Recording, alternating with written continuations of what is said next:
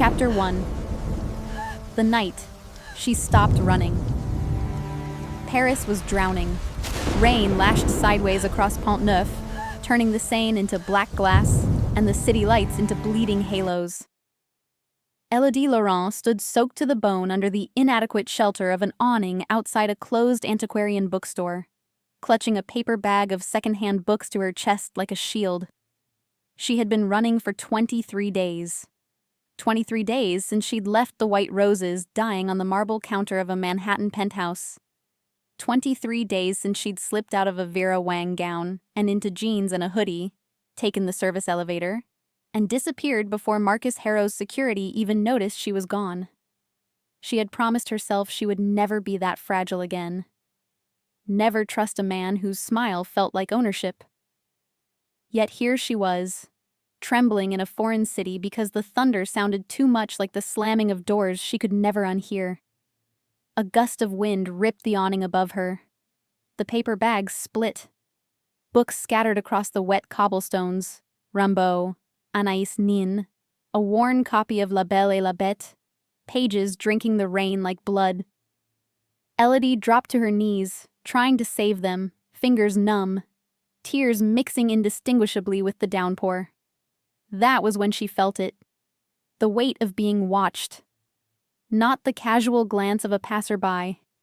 Something ancient and patient and hungry. She looked up. Across the street, half shrouded in the sodium glow of a street lamp, stood a man. Tall. God. Impossibly tall.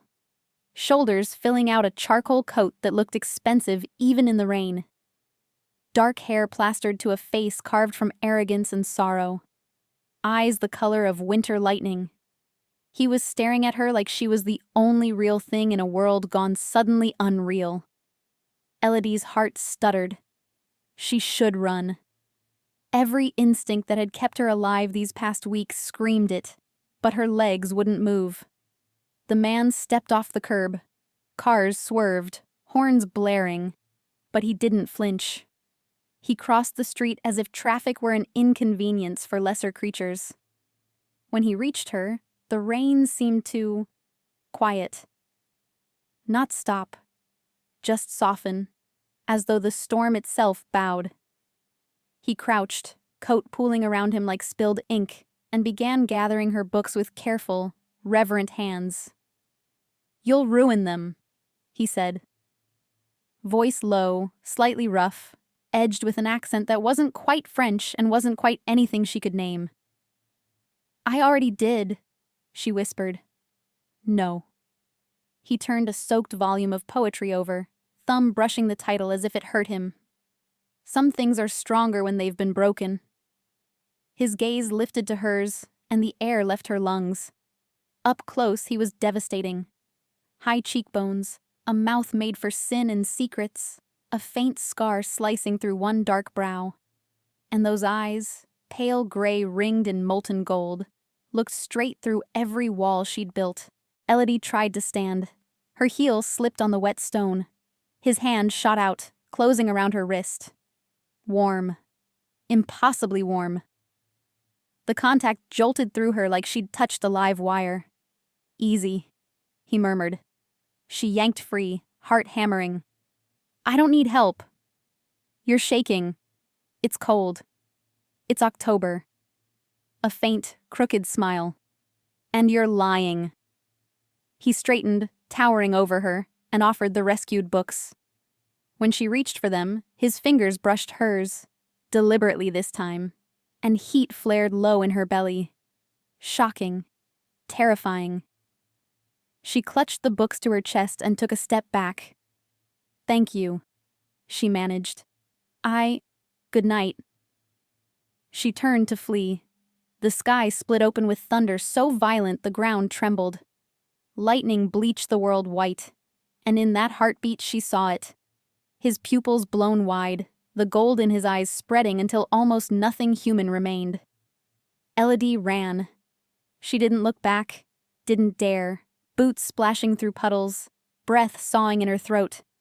She cut down alleyways, across boulevards, until her lungs burned and the storm swallowed every sound except her own frantic heartbeat. She didn't stop until she reached the tiny third-floor walk-up she'd rented under a false name in the Marais. Fumbled the key, stumbled inside, slammed the door, and every lock. Only then did she slide down the wall, soaked and shaking, books clutched like a rosary. Outside, the rain kept falling. Inside, something new had begun to howl. Chapter 2. The Stranger at the Door. Word count, 1208. She slept in her clothes, curled on the narrow couch under a single lamp, afraid to turn off the light. At 3:17 a.m., a knock shook the door. 3 measured raps, calm as a heartbeat. Elodie jolted awake, every nerve screaming. Another knock, slower, deliberate. She crept to the peephole. The man from the bridge stood in the dim hallway light, coat unbuttoned now, white shirt clinging to a body that looked forged, rather than born. Rainwater still glittered in his dark hair. In his hands, her missing copy of La Belle et la Bête, miraculously dry, wrapped in plastic. "I believe this is yours," he said to the door, voice low enough to vibrate through the wood and into her bones. She should call the police, should scream, should do anything except stand frozen while her pulse thundered in her ears. Instead, she opened the door exactly 3 inches, the length of the security chain. His gaze found hers instantly. Up close in the warm hallway light, he looked less like a man and more like something that had stepped out of myth. Tired, though. There were shadows under those extraordinary eyes, as if he hadn't slept either.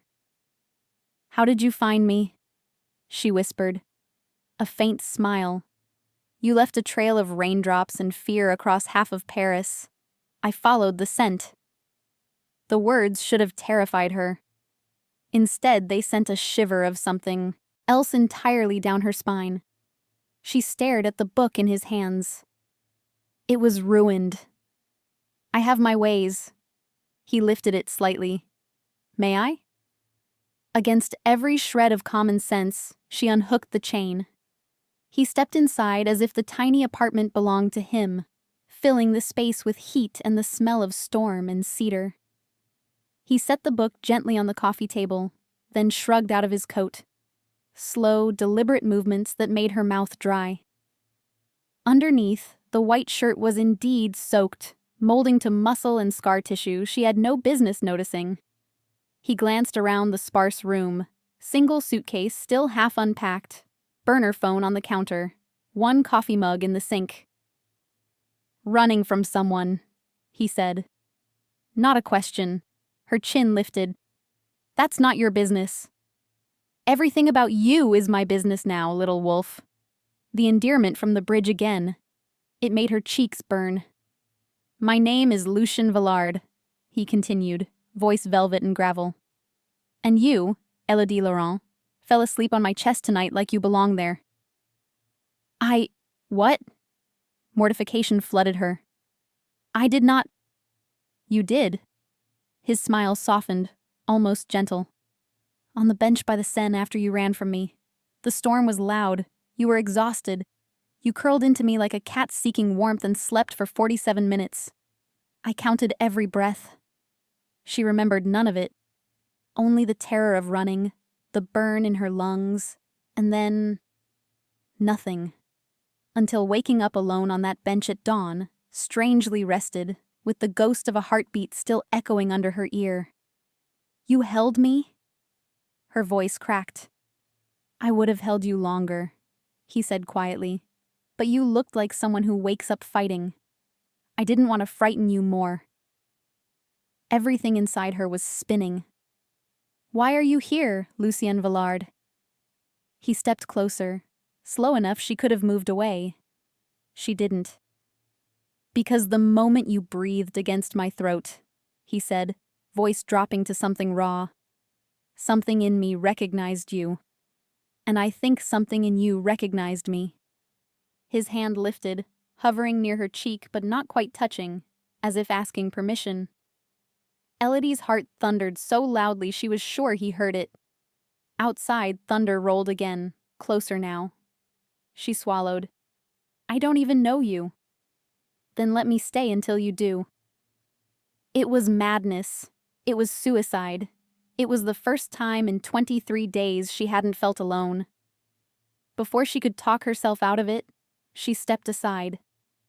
Lucien's eyes flared gold, just for a heartbeat. Then he crossed the threshold fully. Behind him, the storm howled like it approved. And Elodie Laurent, who had sworn never to trust again, closed the door on the only world she'd ever known, and let the wolf in. Paris smelled wrong tonight. Elodie Laurent stood on the balcony of her borrowed apartment on Rue des Francs Bourgeois, arms wrapped tight around herself as a cold October wind whipped up from the Seine. Below, the Marais glittered like spilled diamonds, but the beauty felt brittle. She had come here to disappear, to let the city swallow the pieces Marcus had left of her, yet every shadow seemed to watch her now. She couldn't shake the memory of the man from last night. Lucien Villard. The name tasted like smoke and velvet on her tongue. She had fallen asleep on a stranger in the middle of a thunderstorm, and instead of waking up afraid, she had woken up. Safe. Warm. As if the hollow place inside her chest had been quietly filled while she wasn't looking. It made no sense. She pressed her palm to the ache beneath her ribs. It wasn't pain exactly, more like a bruise that pulsed when she thought of him, when she remembered the way his heartbeat had thundered under her ear, steady and impossibly strong, when she remembered the scent of him, cedar and storm and something feral that made her mouth water and her knees weak. Elodie closed the balcony door and leaned her forehead against the cool glass. She was losing her mind. That was the only explanation. Grief and betrayal had finally cracked her open. Her phone buzzed on the kitchen counter. A text from an unknown Paris number. Unknown. You left before the rain stopped. That was rude, little wolf. Her breath caught. Only one person had called her that, mocking, affectionate, impossible. She typed with shaking fingers. Elodie, how did you get this number? The reply came instantly. Lucien, I have my ways. Dinner tomorrow. 8 p.m. Le Meurice. Wear the red dress you wore tonight. I like you in red. She stared at the screen until it dimmed. He had noticed the color of her dress? She had changed into jeans and an old sweater the moment she got home, terrified someone might recognize her if she stayed too elegant. And yet, he remembered. Another buzz. Lucien. Don't make me come find you, Elodie. A threat. A promise. Both sent heat spiraling low in her belly. She should block the number. Should pack her single suitcase and take the first train to Brussels or Lisbon or anywhere that wasn't here. Instead, she found herself typing, Elodie, why me? The 3 dots appeared, vanished, appeared again. Lucien, because you smell like mine. She dropped the phone like it burned. Across the city, in a penthouse that took up the entire top floor of an 18th century hotel particulier near Place des Vosges, Lucien Villard stood at a wall of windows and watched the storm crawl back over Paris like a living thing. His knuckles were white around the phone. Mine.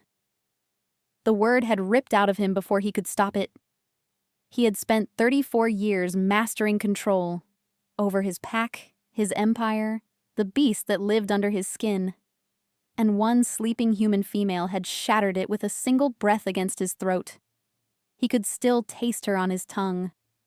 Vanilla and rain and something sweeter. Something that made his wolf pace and snarl and demand he hunt her down right now. His beta, Soren, leaned in the doorway, arms folded. You're bleeding on the marble again, Alpha. Lucien glanced down. Claws had punched through his fingertips, scoring the phone and leaving crimson half-moons on the screen.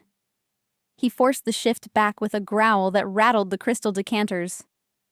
She's human, Soren said carefully. You know what that means. I know exactly what it means. Lucien's voice was gravel and thunder.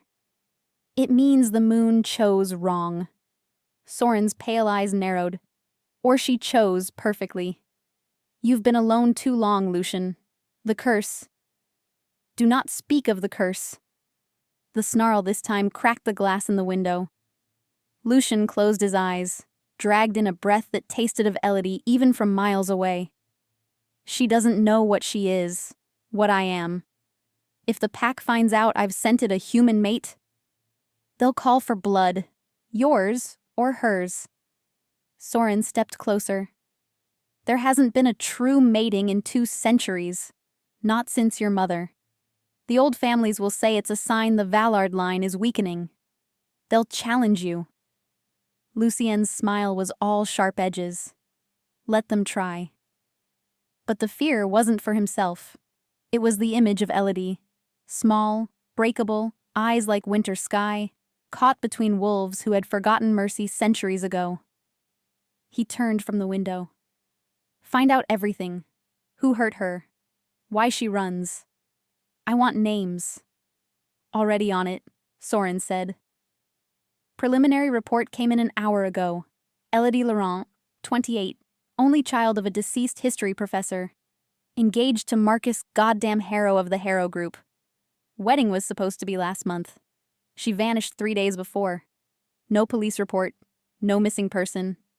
Just gone. Lucian's wolf surged so violently the penthouse lights flickered. Marcus Harrow. He knew the name. Human finance royalty with a taste for collecting beautiful things until he broke them.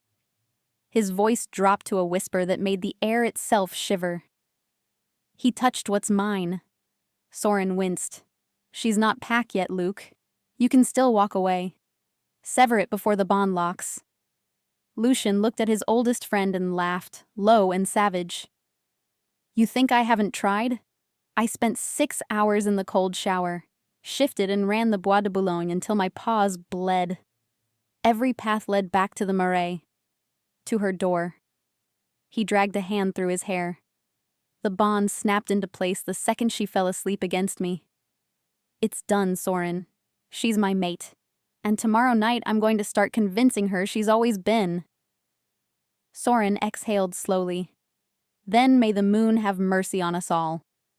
Lucien's phone lit again. A single word from the woman who now owned half his soul without even knowing it. Elodie, I'll be there. But if you lie to me, Lucien Vallard, I'll disappear so completely no one will ever find me again. Not even you. He smiled, slow and feral, fangs glinting in the dark. Lucien. I look forward to the chase, little wolf. He slipped the phone into his pocket and let the wolf rise just enough for gold to bleed into his eyes. Tomorrow night the hunt began in earnest. And this time, he wouldn't let her run. Chapter 4. The Weight of Silence. The apartment had never felt smaller. Lucien Vallard stood in the middle of her living room like a dark flame, hands in the pockets of his damp trousers, watching her with the patience of something that had hunted by moonlight for centuries. Elodie's pulse refused to calm. She busied herself with pointless tasks, hanging his coat on the single chair, filling the kettle, wiping the same spot on the counter 3 times, anything to keep distance between them. He let her. When the kettle began its low whistle, he finally spoke. You're afraid of me. The bluntness startled her. I'm afraid of everyone lately. Fair. A flicker of something, pain, crossed his face. But I'm not him, Elodie. Whoever made you flinch at sudden movements, whoever taught you to keep your back to walls and your exits mapped, I am not that man. She turned off the burner with shaking fingers. You don't know what you're talking about. I know the scent of old bruises, he said quietly. I know the way fear lingers in the bones long after the wounds close. The words hit like stones dropped into still water. She wrapped her arms around herself. Stop. I will, he said at once. When you tell me to leave and mean it. Silence stretched, thick and humming. Rain drummed the windows. Somewhere far off, a siren wailed and faded. She didn't tell him to leave.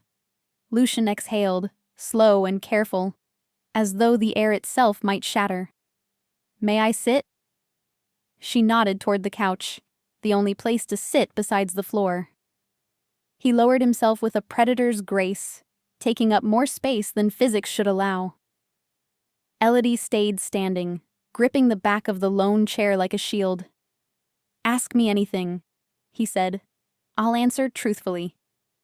100 questions tangled in her throat. Instead, what came out was small and cracked. "Why does it feel like I've known you forever?" His eyes closed for a single heartbeat, as if the question hurt. When they opened again, the gold rings around his irises had widened, bright and unnatural in the lamplight. "Because some recognitions happen beneath language," he said. "Below skin. Some souls simply fit." Elodie laughed, a broken sound. "That's not an answer. It's the only one I have tonight." She studied him. Really studied. The exhaustion carved around his eyes, the tension in his wide shoulders, the way his hands flexed against his thighs like he was holding something back by sheer will. "You're in pain," she whispered. His head tilted. "Perceptive." "What kind?" "The kind that has teeth," he said, so softly she almost missed it. The kettle clicked off. Steam curled between them like incense. She should offer him tea. Should pretend this was normal. Two strangers in a cramped Parisian flat at 4 a.m, trading riddles instead of threats. Instead, she asked, "Are you dangerous, Lucien Villard?" He didn't flinch. "Yes? To me?" "Never." The word cracked like a vow. "Not if I live 1,000 years." Her knees gave out. She sank into the chair opposite him, suddenly too tired to stand. The silence that followed wasn't empty. It was full of breathing, of heartbeats sinking without permission. Lucien leaned forward, elbows on knees, voice dropping to something raw. "I'm going to tell you something I haven't said aloud in 15 years. He paused, as if tasting the weight of it. "I am tired of being alone." The confession hung in the air, fragile and enormous. Elodie's eyes burned. "Me too," she heard herself say. Something shifted in his expression, relief so acute it looked like grief. He reached out slowly, palm up on the coffee table between them. An offering. No demand. She stared at his hand, broad, scarred across the knuckles, trembling almost imperceptibly. Minutes passed, or hours. She didn't know. Then, as if someone else moved her body, Elodie slid her fingers into his. The moment skin met skin, the world inhaled. Heat surged up her arm, pooling behind her sternum like liquid sunlight. Lucien's breath stuttered, his grip tightened, not crushing, anchoring. His eyes bled fully gold now, pupils blown wide, and a low sound rumbled in his chest that wasn't human at all. Elodie should have been terrified. She wasn't. Instead, she felt found. "What is this?" she whispered. Lucien brought her hand to his lips, pressing a kiss to her knuckles that felt like worship and apology at once. "This is the beginning of something neither of us can stop." His voice shook. The unshakable man was shaking. She turned her hand in his, tracing the raised scars with her thumb. "These look like claw marks." "They are," he said against her skin. Her heart stuttered, but curiosity overrode fear. "Who hurt you?" "No one living." The words were ice and fire. "Not anymore." She wanted to ask more, needed to, but the shadows under his eyes were bruises now, and the tremor in his frame had worsened. Whatever this was, it was costing him. "You're exhausted," she said. "I haven't slept in 4 days." A humorless smile. "My body is demanding things I'm not ready to give." She didn't understand, not fully, but instinct moved her. She stood, tugging gently. Come. He rose without resistance, letting her lead him the 5 steps to the couch. When she pushed lightly on his chest, he sat. When she lifted the thin throw blanket, he let her drape it over his shoulders like a child. Elodie hesitated. Then, God help her, curled up on the opposite end of the couch, knees drawn to her chest. Lucienne watched her with something close to reverence. You should lock your door and call the police. I know. You won't. No, she admitted. He closed his eyes. Then stay close. Just stay. The plea undid her.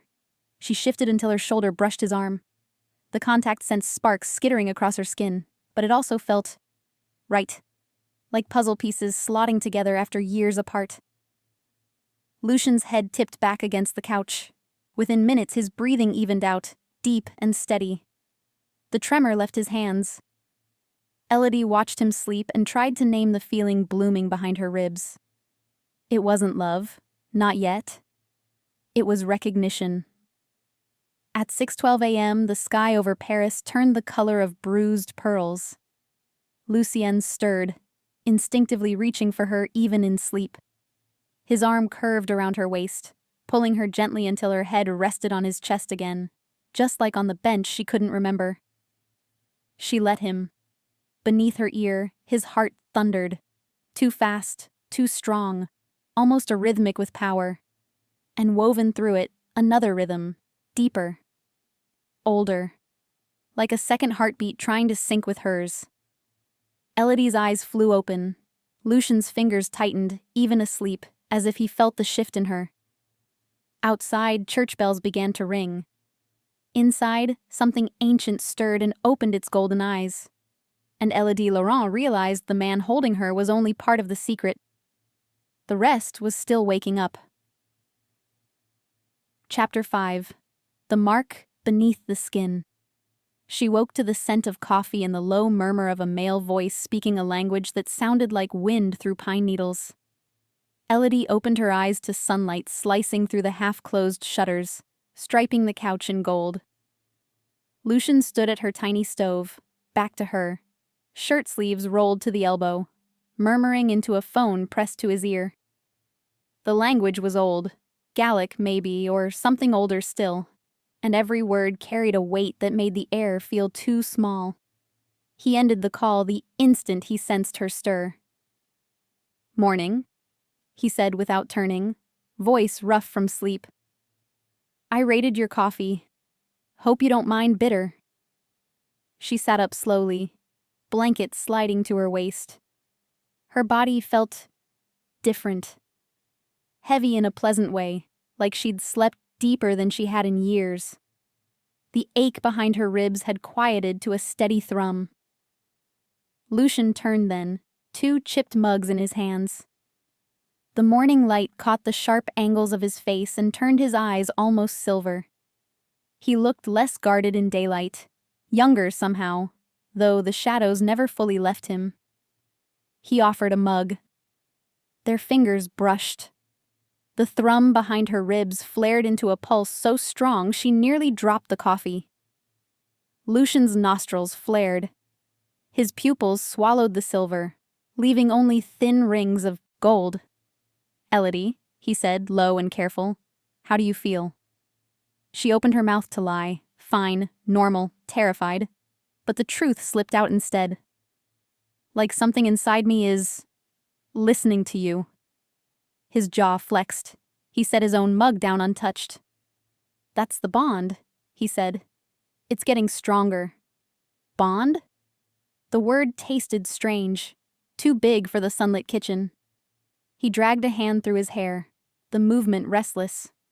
"I told you last night some recognitions happen beneath skin. That wasn't poetry." He stepped closer, slow enough she could move away. She didn't. "There's a pull between us. It started the moment you breathed on my neck in that storm. It's rare, almost extinct." He stopped a foot away, hands open at his sides. "I'm trying not to frighten you, but I won't lie. I feel it too, like gravity rewrote itself around you." Elodie's heart hammered so loudly she was sure he heard it. I don't understand what that means. I know. His voice cracked on the second word. And I swore I'd give you time. He looked suddenly exhausted again, as if the night had only loaned him strength. Elodie noticed new details. The faint tremor in his left hand. The way he favored his right side when he thought she wasn't looking. You're hurt, she said. It's old. He dismissed it too quickly. Let me see. Elodie, please. The word came out fiercer than she intended. Maybe because she recognized the way he deflected pain. She'd done it herself for months. Lucian searched her face, then gave a single resigned nod. He unbuttoned the white shirt with deliberate slowness, as if each button cost him. When the fabric parted, Elodie's breath caught. Across his left ribs ran 4 deep, silvered scars, perfect parallel lines, too wide and too evenly spaced to be anything human. Claws, she whispered. Yes. His voice was almost soundless. She stepped forward without thinking, fingers hovering over the marks. Heat radiated from his skin like he burned with fever. Who did this? Someone who wanted to be alpha more than he wanted to live. Lucian's eyes never left her face. He lost. The scars weren't the only damage. Beneath them, faint bruises bloomed, fresh, purple-black, shaped like fingerprints. Someone had grabbed him hard recently. Elodie's throat closed. This happened last night. He didn't deny it. Because of me? She asked. Because I wouldn't let them come for you. The confession slipped out raw, stripped of pride. Her fingertips finally settled on the scars. The contact jolted them both. His sharp inhale, her soft gasp. Beneath her palm, his heartbeat thundered, but beneath that, the second rhythm again, deeper, wilder. Lucian's hand covered hers, pressing it harder against his skin. Feel that? He rasped. That's not just me anymore. That's us. The room tilted. Elodie swayed. Lucian caught her instantly, arms banding around her waist, pulling her flush against him. Skin to skin where his shirt gaped, and the heat of him sank into her bones like sunlight. She should have pulled away. Instead, her forehead dropped to his collarbone, and she breathed him in. Cedar, storm, something darker that made her mouth water and her toes curl. I'm scared, she whispered against his throat. I know. His voice vibrated through her. I'm terrified. That confession undid her more than any pretty promise could have. She tilted her head back. Their eyes locked, gray on gold-ringed gray, and the foot of space between their mouths felt like a continent, and nothing at all. Lucian's thumb brushed her lower lip, trembling. Tell me to stop, and I will. I'll walk out that door and never come back if that's what you need. Elodie heard the lie in it. He couldn't leave any more than she could ask him to. The bond, whatever it was, had teeth now. She rose on tiptoe instead. The kiss was soft at first, just breath and question. Then Lucian made a broken sound, cupped her face like she was something holy, and kissed her like a man drowning. It wasn't gentle. It was apology and claiming and desperation all at once. His tongue traced the seam of her lips and she opened for him, tasting coffee and storm and the faint metallic tang of barely leashed violence. He lifted her without effort, setting her on the counter so their heights matched, never breaking the kiss. Elodie's hands fisted in his hair, pulling him closer. A growl rumbled from his chest, low, inhuman, and the sound shot straight between her legs. She arched instinctively, and he pressed forward, settling between her thighs like he belonged there. When they finally broke apart, foreheads touching, both were shaking. I can't keep you safe if I lose control, he said against her mouth. Then don't lose it, she whispered back. Just don't leave. His laugh was ragged. Never. He kissed her again, slower this time, mapping her like he had all the time in the world and none at all. When he pulled back, his eyes were pure molten gold. "Elodie," he said, voice gravel and reverence. "There are things I need to tell you. Things that will sound insane. I'm ready. You're not." A humorless smile. "But you will be." He lifted her hand, still trembling, and turned it palm up. With deliberate care, he pressed his lips to the center of her wrist, right over her pulse. Then, gently, he bit down, not hard enough to break skin, just enough for her to feel the sharp edge of canines that were definitely not human. A mark flared to life beneath his mouth, a faint crescent, silver against her pale skin, glowing for a heartbeat before sinking beneath the surface. Elodie stared at it, stunned. Lucienne watched her face, every muscle taut with dread. "That," he said quietly, "is the first piece of the truth. The rest comes tonight. Le Maurice. 8 o'clock. Wear the red dress." He stepped back, buttoning his shirt with hands that weren't quite steady. Elodie touched the invisible mark on her wrist. It pulsed like a second heartbeat. "Lucienne." He paused at the door. "If you lie to me tonight," she said, echoing her text, "I'll disappear so completely even you won't find me." His smile was sad and feral and utterly devoted. "Then I won't lie, little wolf. Not anymore." The door closed softly behind him. Elodie stood alone in the sudden quiet, wrist burning, lips swollen, heart racing toward a truth she could feel gathering like another storm. Outside, church bells tolled 8 in the morning. 12 hours until everything changed. She already knew she would wear the red dress, and that whatever waited for her in Lucien Villar's golden eyes, she would meet it head-on. Because for the first time in her life, running no longer felt like the answer. Chapter 6. The Mirror in the Red Dress. Elodie stood in front of the cracked mirror in her tiny bathroom, red silk clinging to every curve she had spent years trying to make smaller, quieter, less noticeable. The dress was the one she'd bought for the rehearsal dinner she never attended, back when she still believed love could be gentle. Back when Marcus's hands had felt like safety instead of shackles. She hated how beautiful it looked on her now. Hated how alive it made her feel. The crescent mark on her wrist had vanished from sight, but she could still feel it. Warm, pulsing, impatient. Every time she closed her eyes, she tasted Lucienne's mouth, felt the scrape of fangs that had no business existing, heard the broken sound he'd made when she kissed him back. 7:42 p.m. 18 minutes until she stepped into whatever waited at Le Maurice. Her phone buzzed on the sink. "Lucien, a car is downstairs. Black Maybach. Driver's name is Mathieu." "He's Pack." He deleted the last word instantly, as if it had escaped without permission, and retyped. "Lucien. He's mine.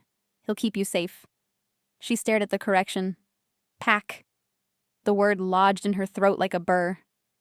Another message. "Lucien. You don't have to do this. Say the word and I come to you instead." She pictured him pacing some gilded suite, claws pricking his palms again, Wolf riding him hard because she wasn't within arm's reach. The image sent a helpless shiver through her.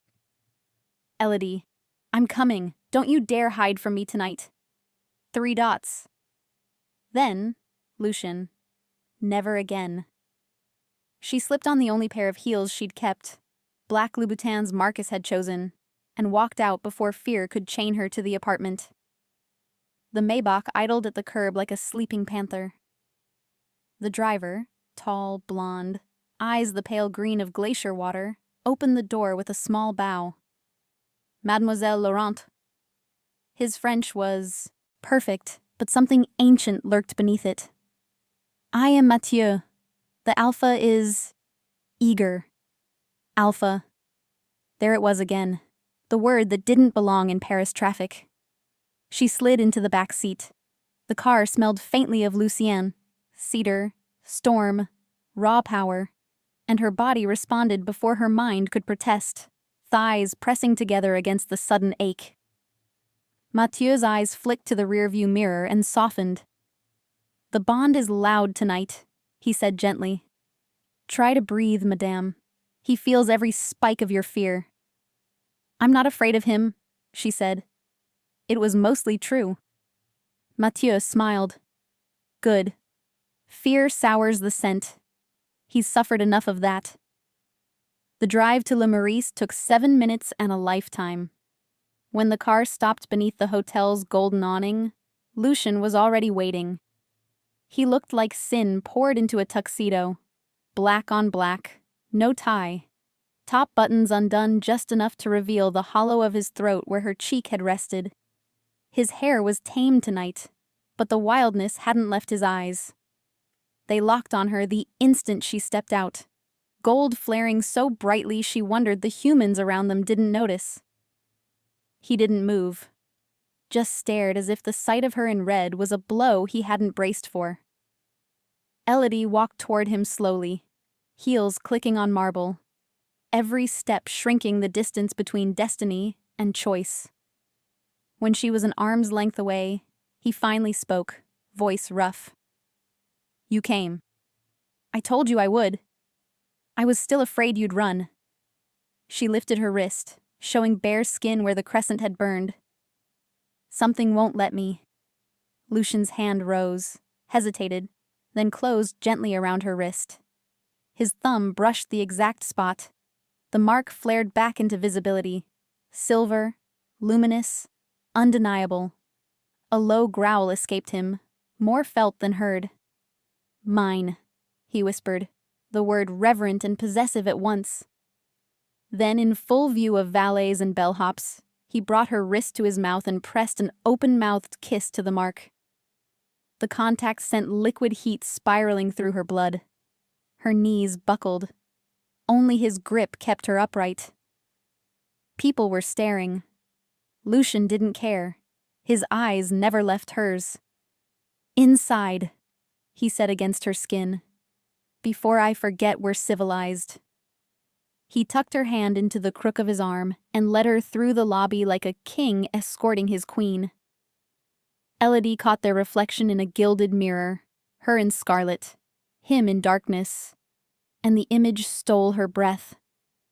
They looked inevitable. The private elevator climbed to the rooftop restaurant. The doors had barely closed before Lucien crowded her against the wall, hands braced on either side of her head. "I need to touch you," he rasped. "Just once, to make sure you're real." She answered by sliding her palms up his chest. The moment her hands settled over his heart, he shuddered and dropped his forehead to hers. "I can hear it," she whispered. 2 heartbeats.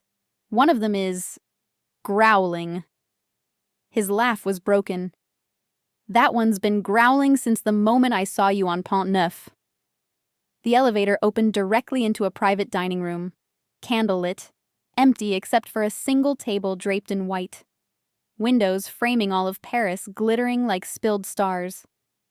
Lucien pulled out her chair, the perfect gentleman, but his hands shook. They didn't speak until the first course arrived and the silent server vanished. Elodie set her fork down. "Tell me." Lucien stared into his wine like it held answers.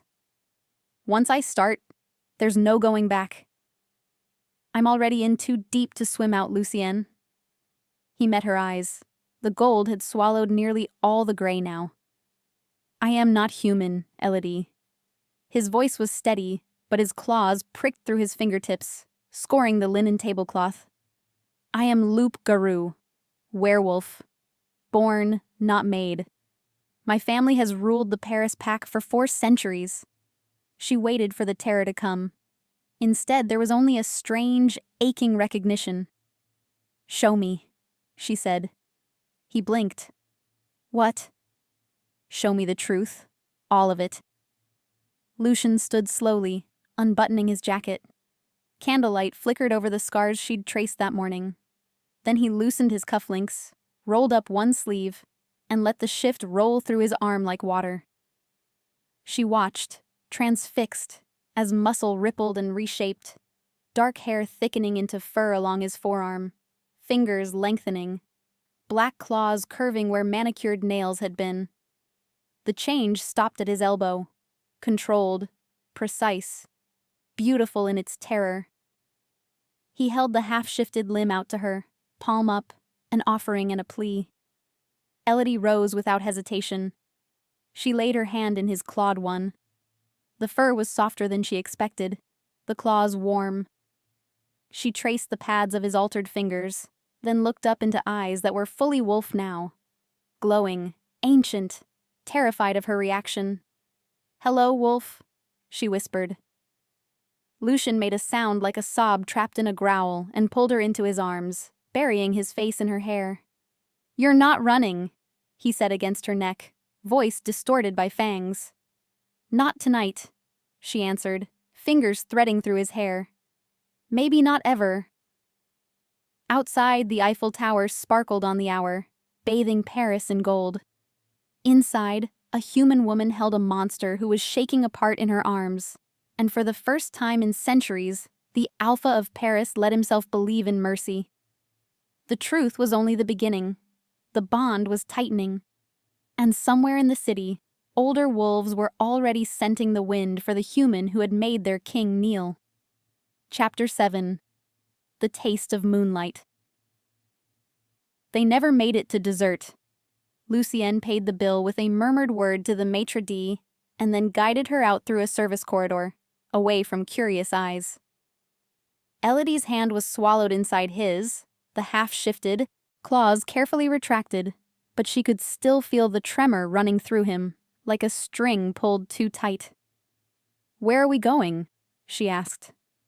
"Somewhere the city can't watch," he said, voice rough. "Somewhere I can breathe you without 100 human noses wondering why I'm half mad." The elevator took them down to an underground garage.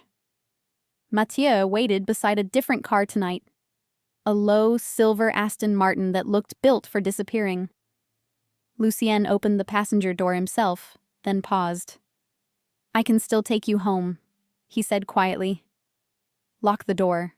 Pretend tonight never happened." Elodie searched his face, the clenched jaw, the gold eyes pleading for her to choose safety, even if it destroyed him. Something fierce and tender rose in her chest. "I'm not pretending anymore," she said, and slid into the leather seat. The drive was silent except for the engine's low growl and the rain that had started again, soft and silver. Lucienne drove fast, one hand on the wheel, the other resting on her thigh as if he needed the contact to stay human.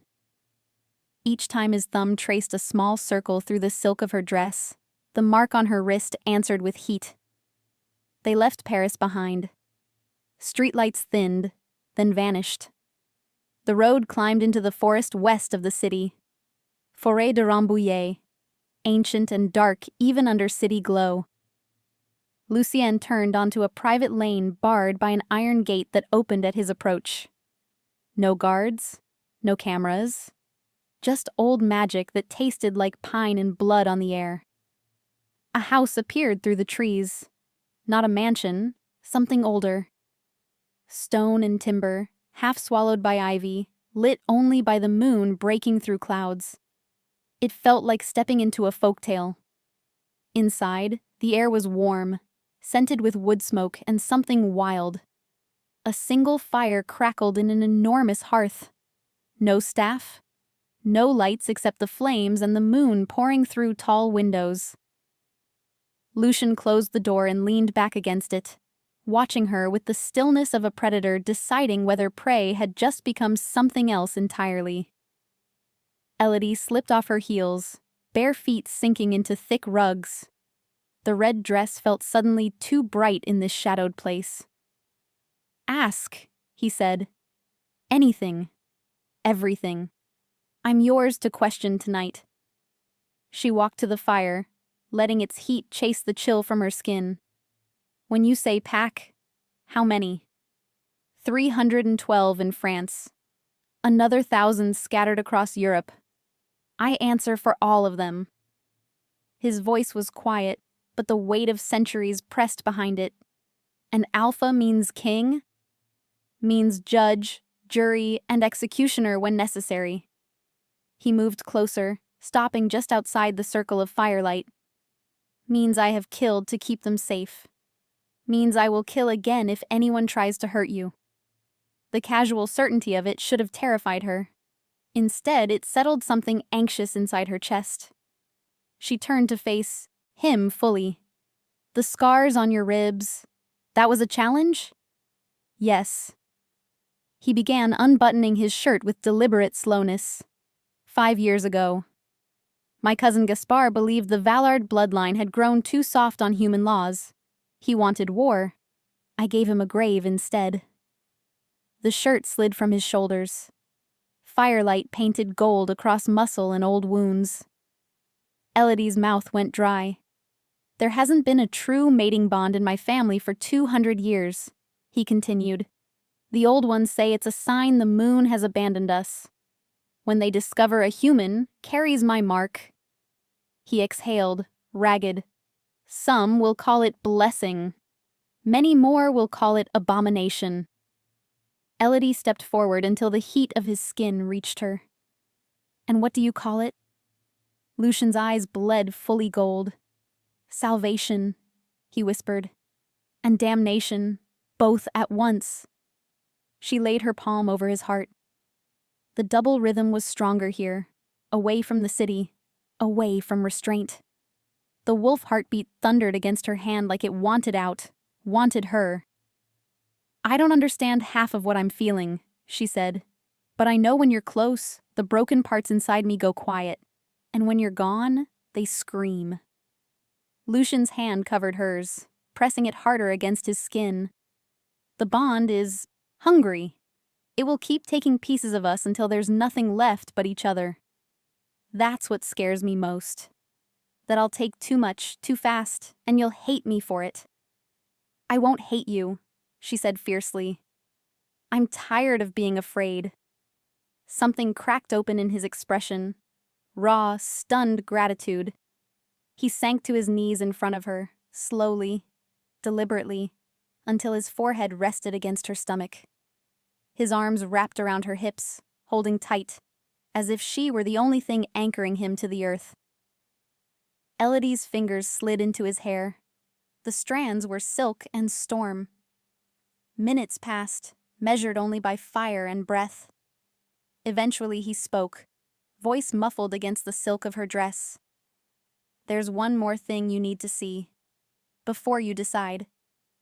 He rose and took her hand, leading her through moonlit corridors to a heavy oak door. When it opened, cold air rushed in, carrying the scent of wet leaves and distant wolves. A stone balcony overlooked the forest. The moon hung full and low, impossibly bright, silvering everything. Lucian stepped behind her, arms sliding around her waist, chin resting on her shoulder. Watch, he whispered. He let go of the last of his control. The change rolled through him like tide. Shoulders broadened, spine lengthened, clothing dissolving into shadow and moonlight. In heartbeats, he was enormous. A black wolf the size of a bear, eyes molten gold, breath steaming in the cold. He stood beside her on the balcony, head level with her chest, and waited. Elodie's heart thundered, but not from fear. She sank her fingers into the thick fur at his neck. It was warm, alive, thrumming with the same double heartbeat she'd felt against her palm. Hello again, she murmured, echoing her words from the restaurant. The wolf. Lucian leaned into her touch, eyes closing in something like bliss. A low, reverent sound rumbled from his chest and vibrated through her bones. Then he shifted back, fluid as water, until the man knelt naked at her feet, moonlight painting every scar and hollow. Elodie cupped his face, thumbs brushing the sharp cheekbones. I see you, she said. All of you. Lucien turned his head, pressing a kiss to her palm that felt like absolution. Above them, clouds slid across the moon, and somewhere deep in the forest, wolves began to sing. Mournful, beautiful, warning and welcome at once. Lucien rose, pulling her against him. Skin to silk to skin. The pack knows you're here now, he said against her temple. By dawn, every wolf in France will know their alpha has found his mate. Some will come to kneel. Some will come to kill. Elodie felt the bond tighten like a fist around her heart. Then let them come, she said. I'm done running. Lucien's arms crushed her close, and for the first time all night, the tremor left him. Outside, the moon climbed higher, fat and merciless. Inside, a human woman and her wolf stood wrapped in firelight and moonlight, trading pieces of their souls one careful heartbeat at a time. Neither noticed the single set of amber eyes watching from the tree line, ancient and furious, already planning. Chapter 9. Blood on the Moon. The howl rolled through the forest like a war horn. Lucien's entire body went predator still, every muscle carved from moonlight and menace. Elodie felt the shift inside him through the bond, an icy wave of focus so absolute it stole her breath. The tender lover who had whispered her name like a prayer was gone. In his place stood the Alpha of Paris, ancient and merciless. Inside, he snarled without looking at her. Lock the door. Do not open it for anyone but me. Lucien. Now, Elodie. The command cracked through the air, laced with power that slammed into her chest and forced her back a step. She hated how her body obeyed before her mind caught up. Hated the fear that flared when his eyes, pure, glowing gold, finally met hers. I'm not leaving you, she said, voice shaking but steady. His face twisted, rage and terror and something achingly soft. You are my mate. If he touches you, I lose everything. Please. The please broke her. She stepped forward instead of back, pressed her palm to his bare chest, right over the wild double heartbeat. Then don't let him touch me. But I'm not hiding while you bleed. A tremor ran through him. The bond flooded with his pride, his fear, his helpless love. Then the howling stopped. Silence fell so completely the crackle of dying embers sounded like gunshots. Lucien's head snapped toward the tree line. A new scent drifted on the cold air. Old blood, pine rot, and something metallic. Grave dirt. He's close, Lucien whispered. The French doors exploded inward. Glass showered the rug like deadly snow. A wolf, massive silver black, one ear torn away, landed in the shards without flinching. Amber eyes fixed on Lucien with centuries of hatred. But it was the man who stepped through the wreckage behind the wolf that froze Elodie's heart. Gaspard Vallard. He looked almost exactly like Lucien, same height, same brutal beauty, but colder. Crueler. A scar ran from his left temple to the corner of his mouth, livid white against pale skin. 5 years ago, Lucien had buried him with his own hands. Yet here he stood, smiling like death on holiday. Hello, cousin, Gaspard said, voice smooth as poisoned honey. Did you miss me? Lucien moved so fast he blurred, placing himself between Elodie and the intruders. A growl ripped from his throat that rattled the walls. You are dead, he said. I felt your heart stop. Death was inconvenient. Gaspard's gaze slid past Lucien and locked on Elodie. His nostrils flared. Moon above. It's true. You bonded a human. The contempt in the word human made Elodie's skin crawl, but she refused to cower. She stepped to Lucien's side, close enough that their shoulders brushed. The contact steadied them both. Gaspard's eyes narrowed. Bold little thing. She reeks of you already. Tell me, Did you knot her before or after you betrayed your own kind? Lucien's claws punched through his fingertips. Leave, while you still can. Or what? Gaspard spread his arms, mocking. You'll kill me twice? The pack felt the bond snap tonight, Lucian. They felt their alpha chain himself to weakness. The old families are coming. Some to kneel, most to rip your throat out and burn the human at your side. Elodie felt Lucien's rage through the bond, white-hot, volcanic. But beneath it, something colder. Calculation. You want the pack? Lucien asked quietly. Take it. Challenge me properly. But she walks away untouched. Swear it on the moon. Gaspard laughed. Still trying to play the noble king? How tedious. His gaze slid to Elodie again, hungry now. She smells like salvation, cousin. Like the curse breaking. Did you even check if she's pure human? Or did you just rut her because the bond told you to? The insult to her, to them, snapped something inside Elodie.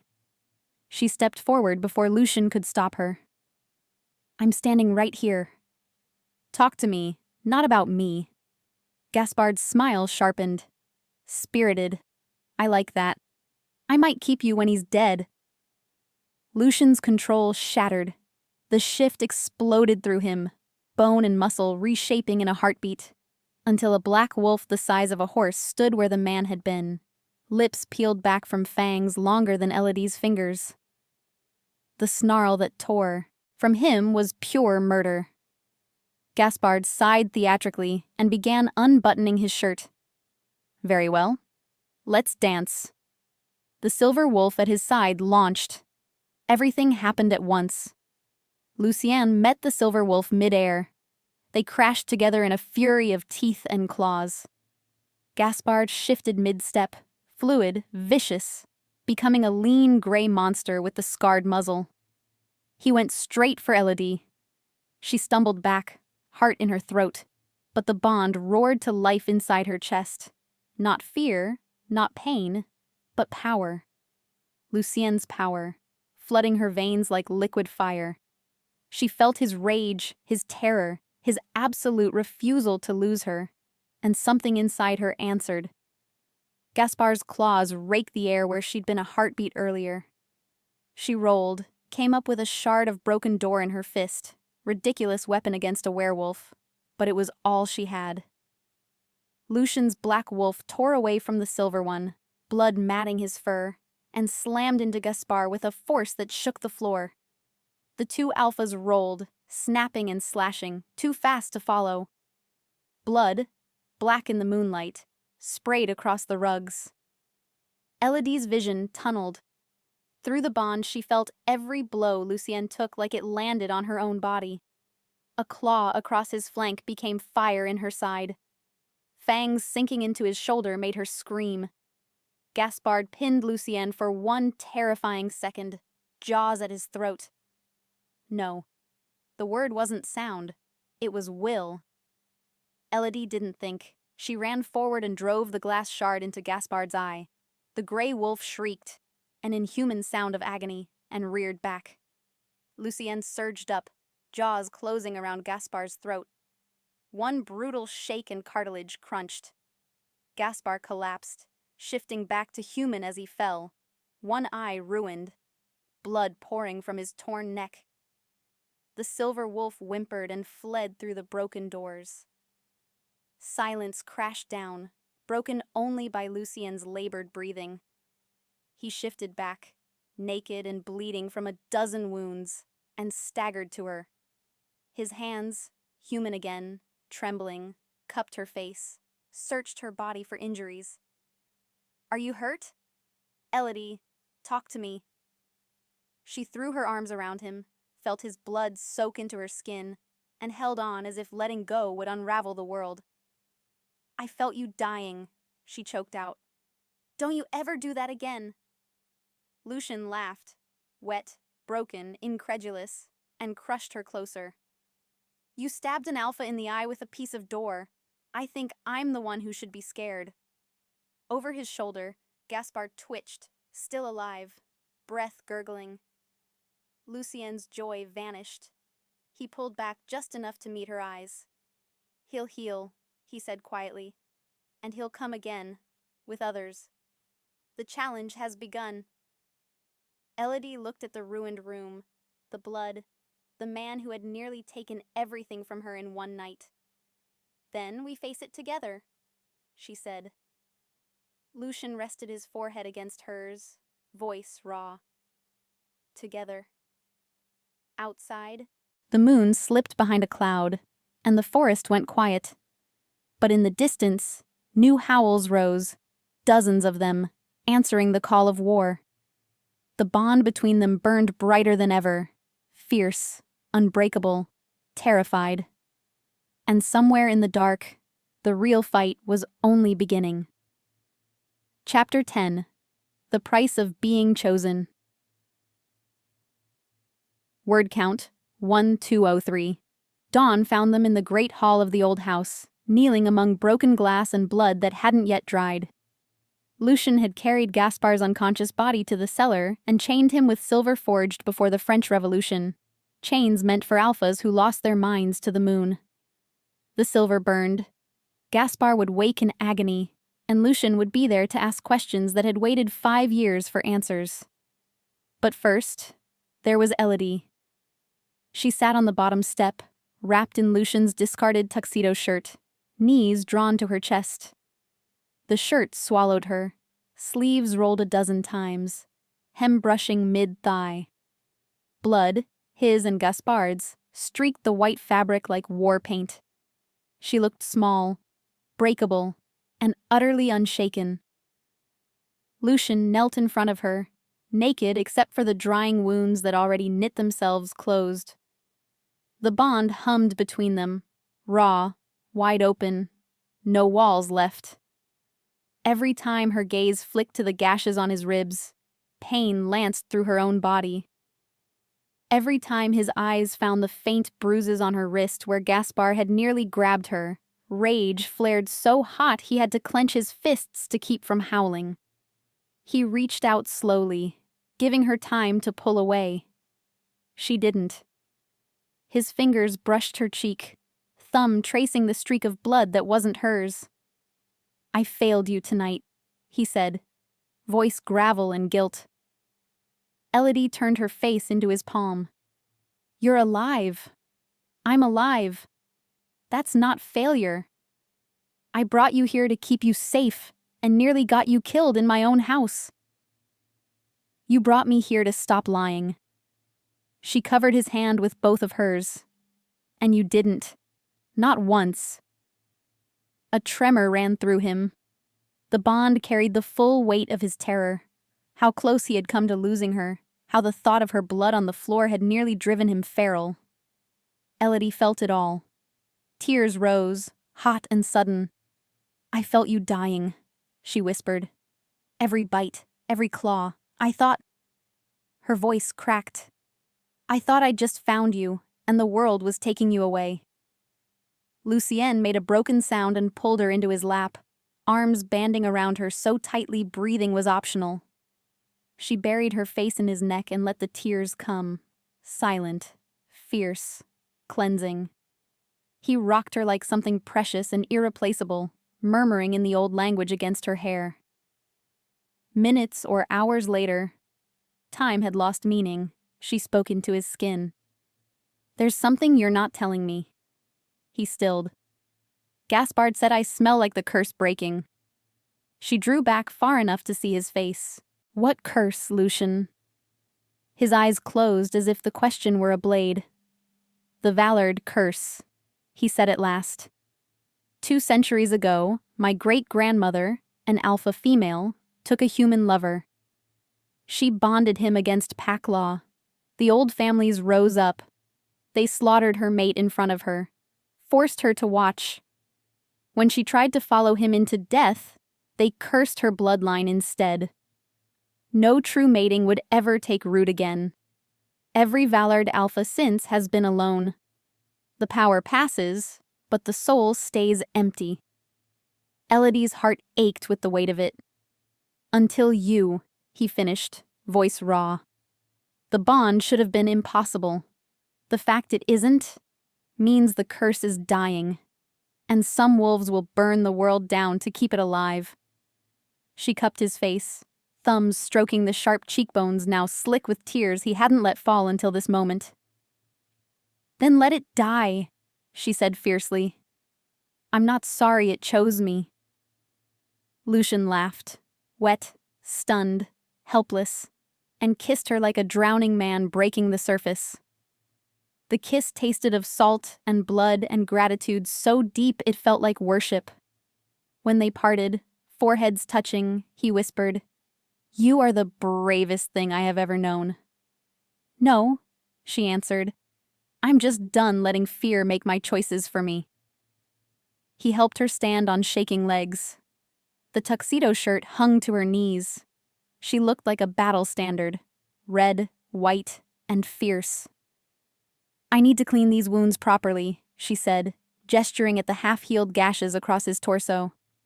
"And then you're going to teach me everything, the rules, the politics, how to keep you alive.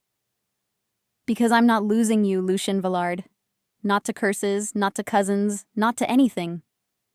A helpless smile curved his mouth, the first real one she'd seen since the balcony. "Yes, mate," he said, the word dripping reverence.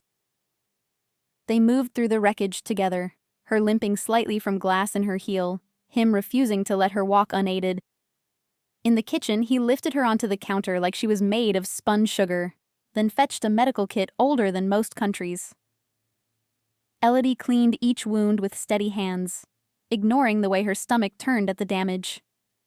Every swipe of antiseptic made him flinch, but he never moved away.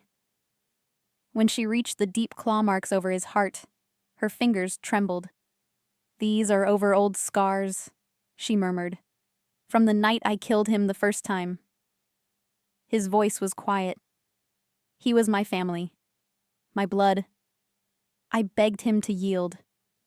She pressed a kiss to the worst of the new marks, tasting salt and copper. "I'm sorry you had to do it again." "I'm not," he said fiercely. "Not if it kept you breathing." When the last bandage was in place, dawn light filtered through broken windows, soft rose and gold. Lucien lifted her down, but didn't let go. "The pack will demand a gathering," he said. 3 nights from now, under the full moon. I have to present you. If enough alphas accept the bond, the challenge ends. If not..." He didn't finish. Elodie felt ice crawl up her spine, but she met his eyes steadily. "Then we convince them.